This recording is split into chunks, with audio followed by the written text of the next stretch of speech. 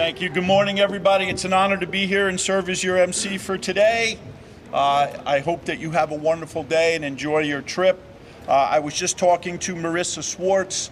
She's been doing this since she was 11 years old, and she's been singing on Main Street, and it's just like watching her grow up. So with that said, please join me in welcoming Marissa to start our program off.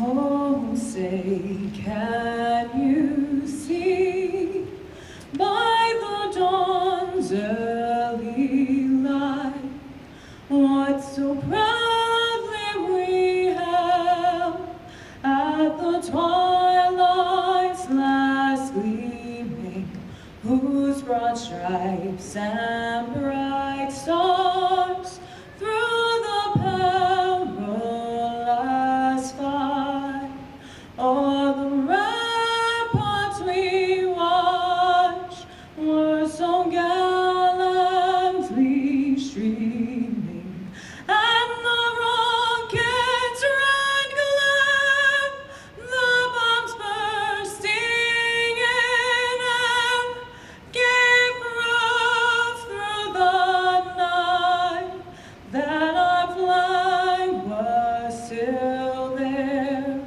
Oh, say does that star-spangled banner yet wave o'er the land of the free and the home of the brave?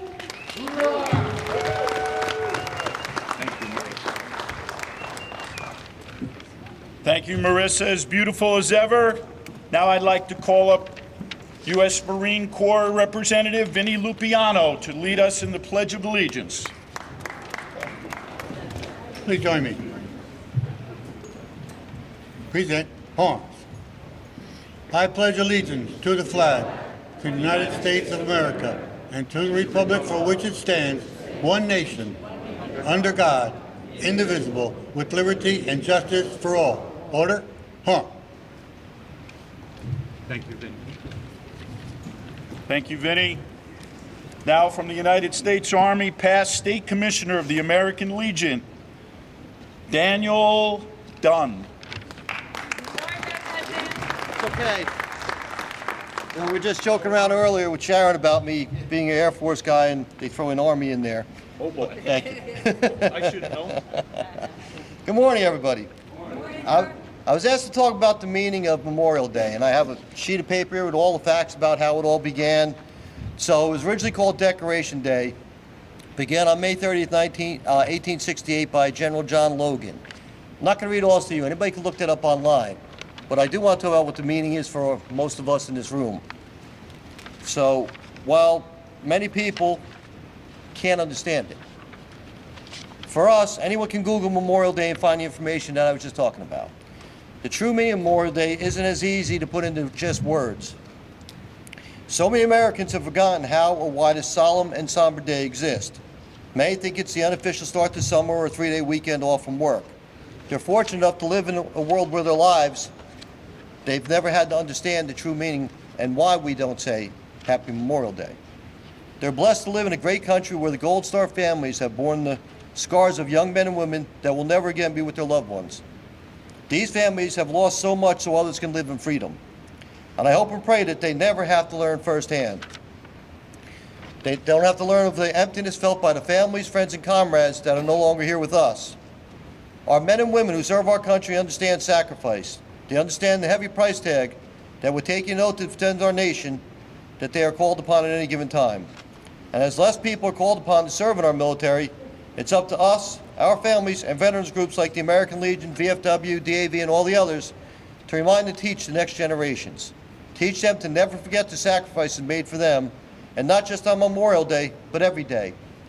Freedom isn't free, and the people and government officials need to always remember that. For all of you here today, when you see a veteran, talk to them.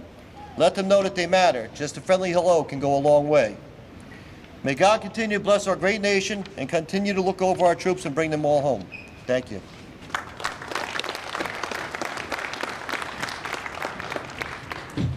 I'm going to try and use this. Thank you, Danny, and I will remember Air Force from now on. I won't make that mistake. We all will. As we continue with our grateful nations remembering our veterans, it is now the time of the program where we play the military medley. And when we play the music that represents the branch that you serve, please feel free to stand up so that we can recognize you as a group. Thank you.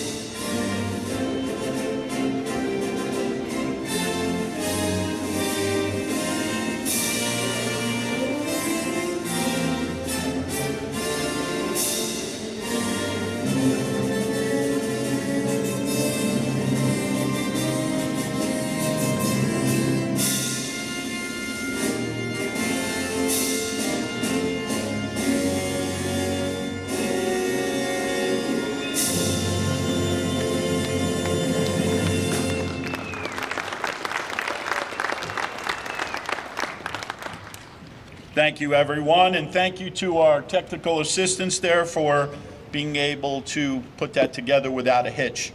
It gives me great pleasure now to introduce some of our speakers today, some of the folks that are responsible for today. First, our good friend, you know, these folks need no introduction because we all know them. They're kind of really our friends besides being our representatives. They're the exemplary public service officials. And first, I'd like to introduce Joe Vitale, who's not with us today because he's at, where is he at? Syracuse. So, but I'd like to introduce him and speak a little bit about him. Senator Vitale is a leading advocate in veteran community. He has been at the forefront of writing legislation to protect veterans and senior citizens in long-term health facilities. He also sponsored multiple bills supporting veteran transition from active duty to civilian life. In January of 2023, he sponsored a bill which required single occupancy rooms and various upgrades to veterans memorial homes in both Paramus and Menlo Park. He also sponsored a bill to close a loophole in civil service regulations which prevents active duty servicemen and women from receiving veteran preference under civil service. Thank you to Joe Vitale. Let's give him a round of applause, even though he's not with us. He is a key sponsor of today's events. Joining us today is another good friend of ours, someone that, again, needs no introduction, our Assembly Speaker, Craig Coughlin. He uses his voice. Sure, go ahead, let it rip. Thank you, Craig. Assembly Speaker Craig Coughlin uses his voice to advocate for and honor veterans. He supports veterans' access to good-paying jobs, affordable and quality health care, educational opportunities, housing, and financial security. Speaker Coughlin recognizes the needs of vulnerable veterans, taking steps to facilitate their well-being and quality of life. He is a strong advocate for improvements in veterans' homes. He also supports the endeavors of veteran business owners. Please join me again in welcoming Speaker Craig Coughlin. Also with us this morning is Assemblywoman Yvonne Lopez. Yvonne honors and aids veterans in New Jersey. In honor of Hispanic veterans, Lopez testified before the Assembly Military and Veterans Affairs Committee to support the proposed designation of April 13th as Boricua New Year's Day in New Jersey. This is a remembrance of the 65th Infantry Regiment, a segregated military unit consisting of Puerto Ricans. She sponsored a bill allowing donations to fund PSAs for veteran suicide prevention. Additionally, she'll support veteran housing. Please welcome Assemblywoman Yvonne Lopez.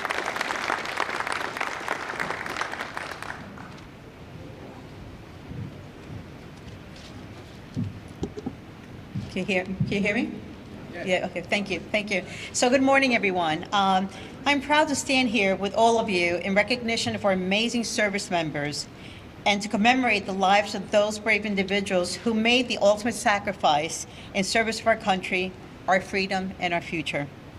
Memorial Day is a time to reflect on the commitment that our armed forces members make when they take the oath of enlistment and promise to defend our great country. Their oath is not taken lightly, and it is incumbent upon us to thank them for their courage and valor and for fulfilling their oath of service to us all. This Memorial Day and every day, let us pray for the families and loved ones of those who have passed, and let us ensure their memories and heroism are etched into our hearts forever. We would never forget what they have given to our country and families and remain eternally grateful. May God bless the United States of America. May God bring comfort to the families and loved ones of those who have passed, and may God protect our troops today and always. Now I'm going to bring up Robert Krabrowski. Where is he? You there? Okay, thank you. Okay. All right. So, Technical Sergeant Robert Krabrowski entered the Air Force in 1977, starting his 20-year career in the Air Force. As an aircraft technician, Technical Sergeant Kabrowski received numerous medals and commendations, including the Air Force Achievement Award, Air Force Longevity Service Award, and National Defense Service Ribbon. Technical Sergeant Kabrowski's education and training valiantly helped the mission of the Air Force, which today is a total force of more than 689,000 personnel.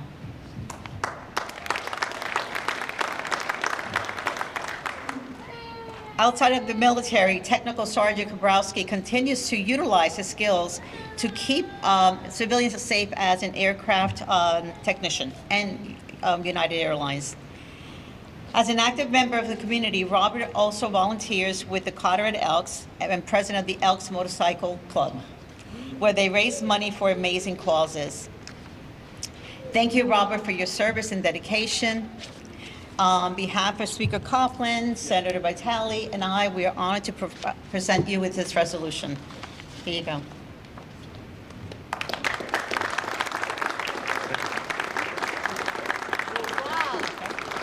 Thank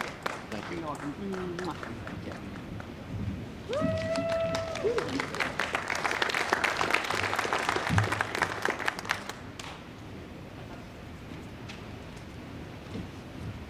Good morning, everyone. What a pleasure and privilege it is to be together again this year as we get ready to send you off to duty. But this one's going to be some fun in New York City. I know it's a great time. I was able to go once, and it is a remarkable day in the city and a remarkable time for all of you. So thanks for being here. Let me first take a minute to thank our remarkable staff and a dear friend. She's no longer a staff member, but she is always at heart. Let's have a big round of applause for Sharon McGreevy and the work that she has done. Where are you? There she is. And our chief of staff, Lori McCabe, is here in the front row. Give her a big round of applause. And Crystal Feblis is wrestling with, where is she? There she is. She's done a terrific job. Thank you all for doing this. Thank you for putting this together year after year after year. It's become a fixture in the calendar and the kickoff to summer as we all get ready to do that. Let me also take this opportunity to say thank you. Thank you to all of you for your service and for your dedication and commitment to this great nation and your willingness to serve and to pay, if required, the ultimate price. And that's what we remember this weekend. Those brave men and women who did more than just serve, but who made the great sacrifice of their life. It is humbling, it ought to be for all of us, to think about that and to remember that they did that so that we could enjoy today. We could enjoy Fleet Week. We could enjoy going to the shore, having a sail. But it's important that we pause and take time to think about them and what they went through. So God bless them. Thank you all for being here to help celebrate their lives and their sacrifice. And God bless you for all that you have done. I have the privilege today of giving out a couple of resolutions. The first is for Captain Robert F. Liebler. Captain Liebler, why don't you come on up here by me? Richard, did I say Richard? I'm sorry, I apologize. Captain Richard Liebler entered the United States Marine Corps on June the 2nd in 1967 and served in active duty from 1967 to 1972 and the reserves from 1972 to 1977. As a jet pilot with numerous collateral jobs within the various squadrons. Captain Liebler spent a year in Vietnam flying, this is an incredible number, 203 missions and was awarded, I think it was actually in 11 months, I was told. Is that true? In 11 months.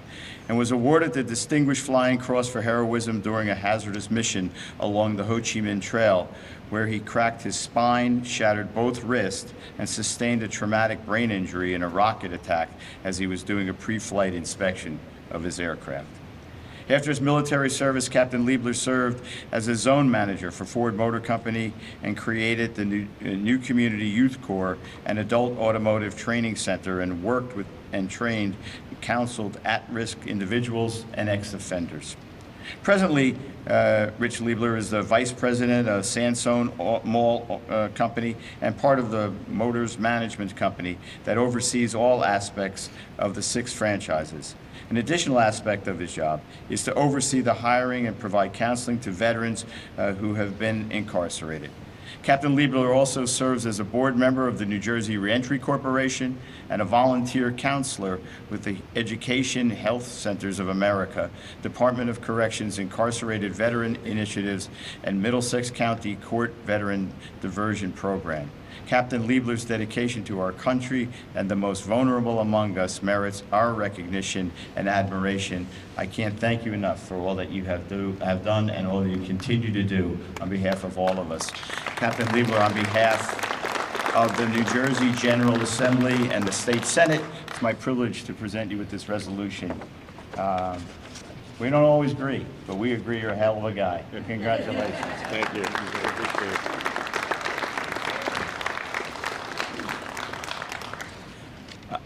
Next, I have the privilege of giving a resolution to somebody I've known, well, probably almost all my life.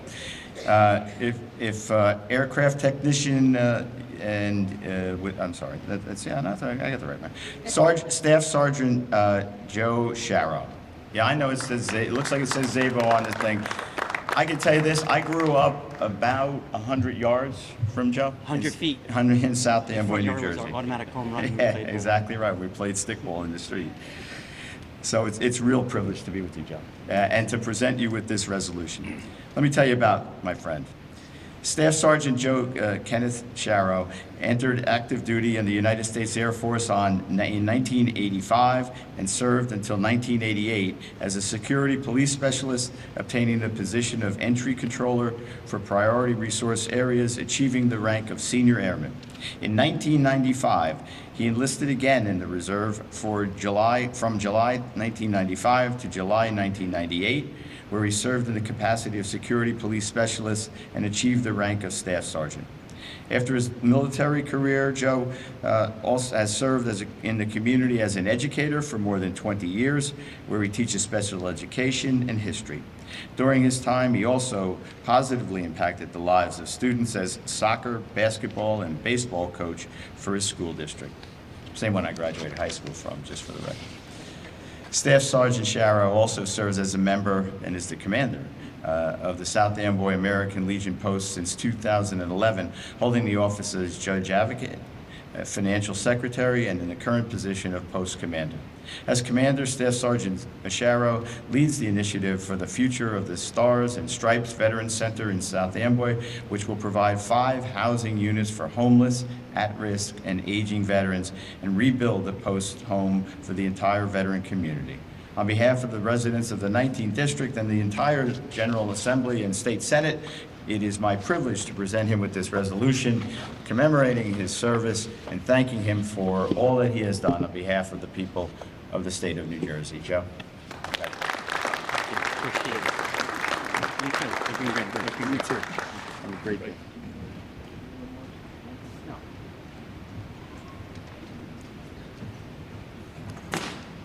Thank you, Assembly Speaker, and congratulations to our honorees. Very well deserved. Now for a special treat with the history of the USS Bataan, which is the United States Navy's finest amphibious assault ship. From the United States Marine Corps, Medford Point Marine Association, Jose Trujillo will give us a little history of the Bataan. Jose? Oh, there you are.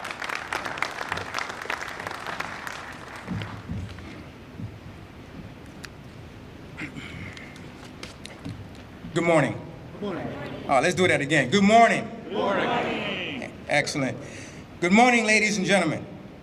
My name is Jose Trujillo, a Marine veteran and membership officer of the Medford Point Marines Association, Ken Rollick, New Jersey, Chapter 45. Thank you for taking the time out of your busy schedules to celebrate part of our Memorial Day weekend. To acknowledge our fallen brothers and sisters who have lost their lives in service of our beloved country, the United States of America.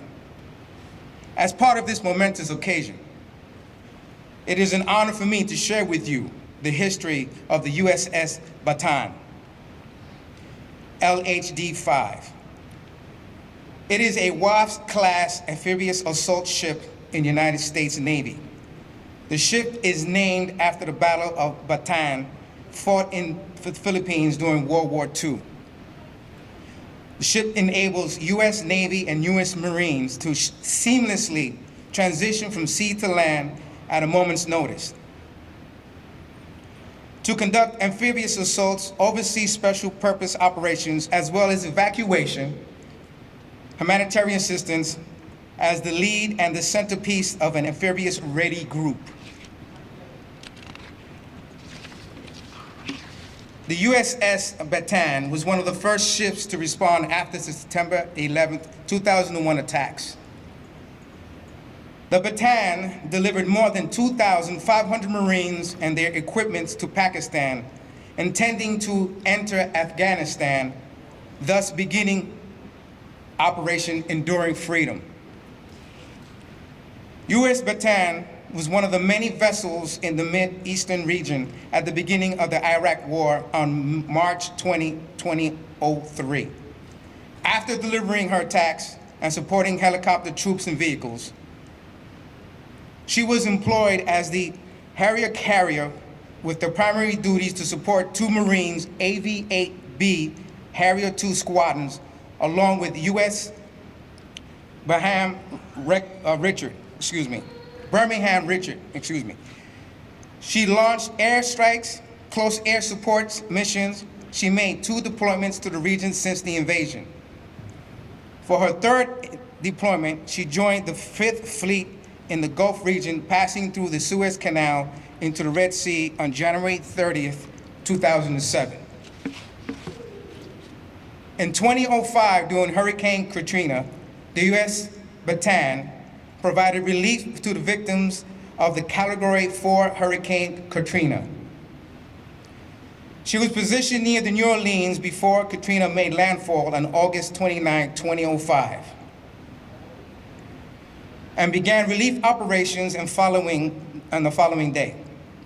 The ship's helicopters were among the first to provide damage assessments and then went on to transport over 1,600 displaced persons to safety.